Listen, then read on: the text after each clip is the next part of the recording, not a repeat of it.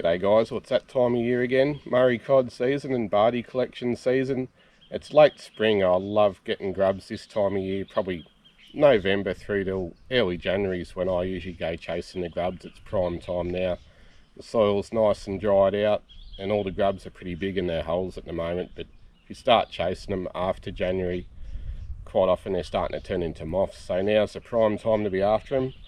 Got a few different grub wires that I use, but these are the ones I make, just a speedo cable with a little light spring that I've just marine welded or araldite glued to it. These work really good, but also like these ones that you buy, they're like a lasso system. Pull that wire there and it just clamps onto the grub. These work really good, especially this time of year when the grubs are tail first in the holes.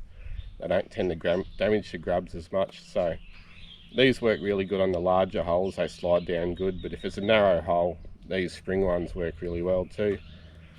For me shovels, like a nice wide shovel like that, these work really good.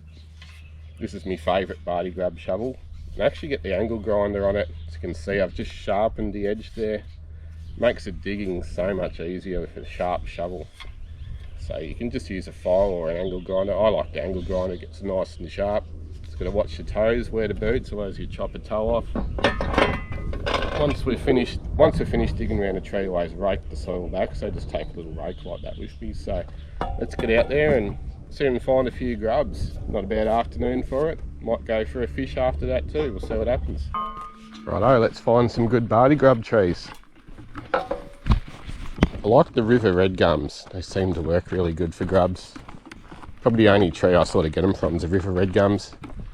Other trees have probably got them, but where I am, river red gums are probably the best.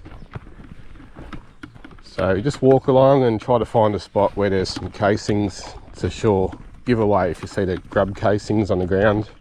So you're just digging the top couple inches off the top. This one here will have grubs, I reckon. I like them with these branches coming just above the ground. Quite often the moth will sit there and lay its eggs. I reckon we'll find grub holes under that. We'll have a look. There we go. It's that easy. Always find them under branches. So this tree here looks alright. You can see an old casing there. It's a sure sign that there's grub activity here. We'll give it a go.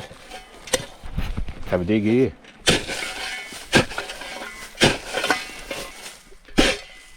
There we go, finding good holes here. They're nice fresh holes, we'll try them out. And try the corkscrew one, try the spring.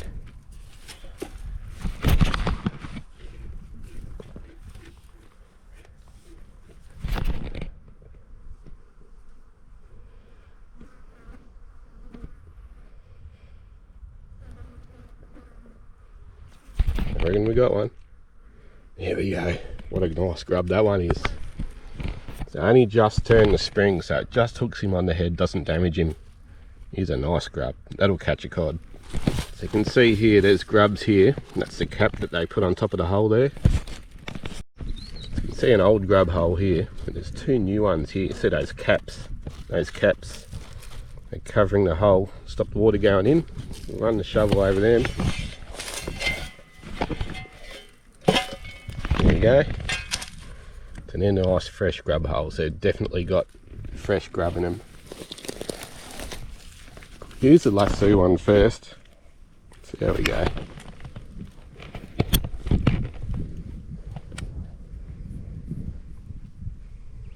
reckon we're on a grub, I can feel it. Just pull the top.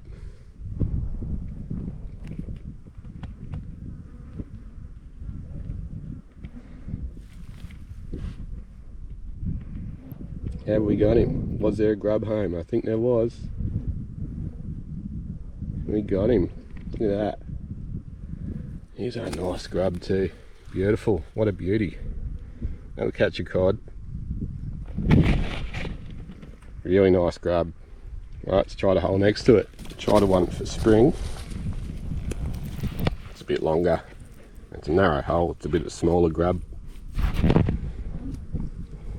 Might be too deep. Oh, I got him. I can feel a grub there. Just turn it. And we got him.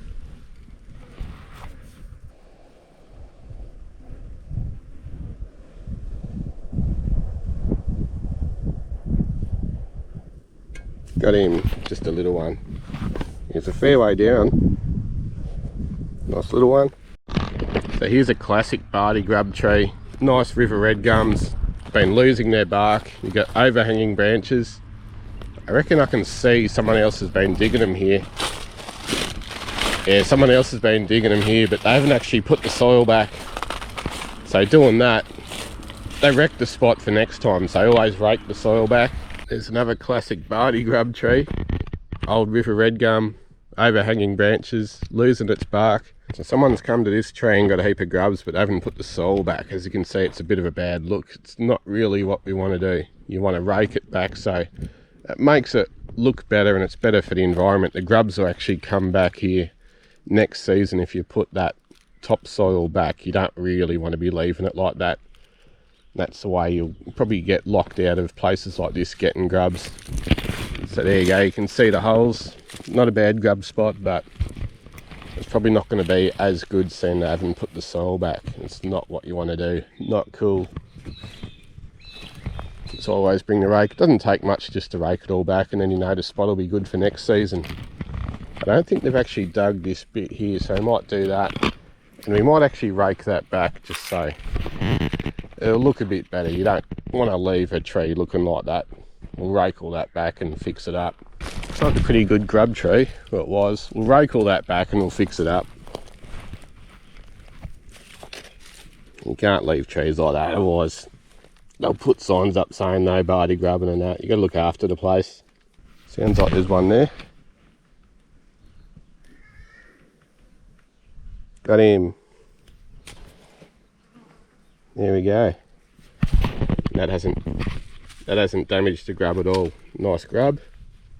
So there's still a few left at this spot. It's been hammered. But we'll fix all that up. We'll rake it all back. So when you finished your dig, just take your rake. Doesn't take much just to fix her up. Got to look after these places if you want to keep being able to do it. It doesn't take much just to rake it back.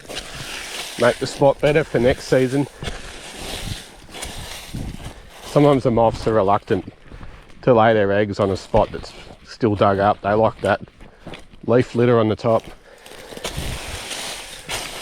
So we'll fix this spot up. Should be good for next year. There we go, better now. And we'll have grubs next season now.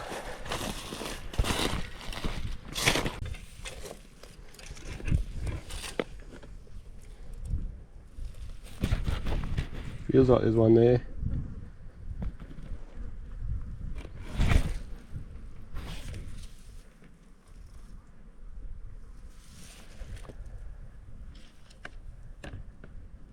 Got him. It's a nice grub. Tail first again.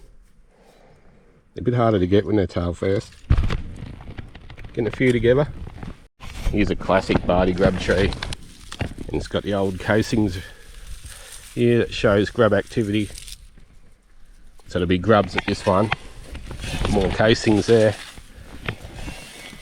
Give it a crack. Straight away. There we go. Righto, some nice holes at this one. We've hit pay dirt here. Pardon the pun. Any grubs home. Got him. It's a nice grub. Beautiful. The ants are biting me, they're savage. Some nice big holes there. Yeah, that'll be a big one I reckon. So here we go, is their grub home.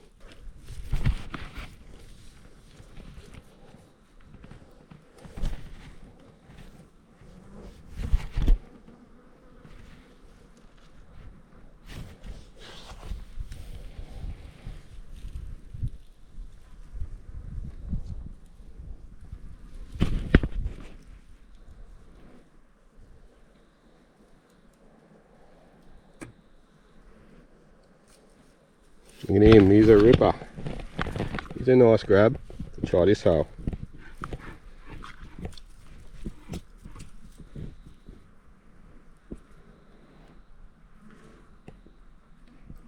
Can feel weight.